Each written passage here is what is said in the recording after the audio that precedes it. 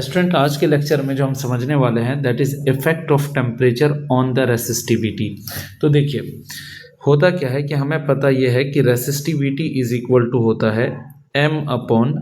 N e square into tau के बराबर, जहाँ पर हमारा n जो है number of electrons in unit volume या number of charge carrier in unit volume होता है और tau is the relaxation time होता है। तो अगर हम मेटल के लिए देखें,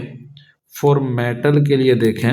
तो मेटल में क्या होता है कि जैसे ही हम टेम्परेचर को बढ़ाते हैं तो टेम्परेचर के बढ़ाने से थर्मल वेलोसिटी हमारी बढ़ जाती है। थर्मल वेलोसिटी हमारी बढ़ जाती है, और जब थर्मल वेलोसिटी बढ़ती है तो रिलैक्सेशन टाइम हमारा घट जाता है, और जब ये रिलैक्सेशन टाइम घटेगा तो हमारी रेसिस्टिविटी बढ़ जाती है, और हम कह सकते हैं कि रेसिस्टेंस भी हमारा बढ़ जाएगा। तो चूंकि हम कह सकते हैं कि टेम्परेचर के बढ़ने से हमारी रेसिस्टिविटी क्या हो रही है, बढ़ रही है, तो इसीलिए इसका ग्राफ हमारा कुछ यूं चला जाता है ऐसा, ठीक है ना, पैराबोलिक जाता है और बहुत ही फास्ट बढ़ता है मेटल के केस में। जैसे जैसे टेम्परेचर बढ़ेगा इसकी रेसिस्टिविटी हमारी बढ़ती जाएगी, बिकॉज हमारा रिलैक्सेशन टाइम यहाँ पर घट रहा है। ठीक, वहीं पर अगर हम दूसरा सेमी कंडक्टर की बात करते हैं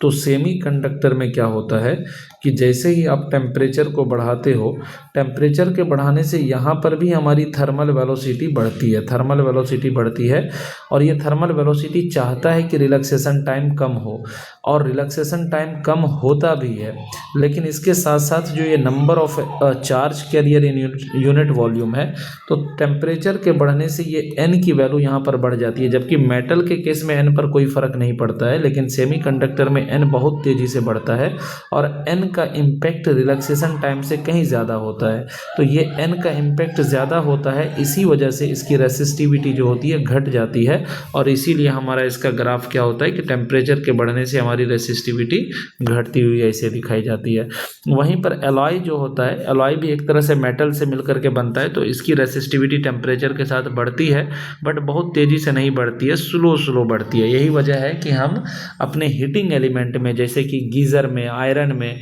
या फिर और भी जो हीटिंग एलिमेंट है हमारे पास, तो उसमें हम एलॉय का इस्तेमाल करते हैं, एलॉय की वायर का, क्योंकि टेम्परेचर के बढ़ने से इसकी रेसिस्टिविटी पर कुछ ज़्यादा इम्पैक्ट देखने को नहीं मिलता है। आई होप कि आपको समझ में आया होगा। Thank you so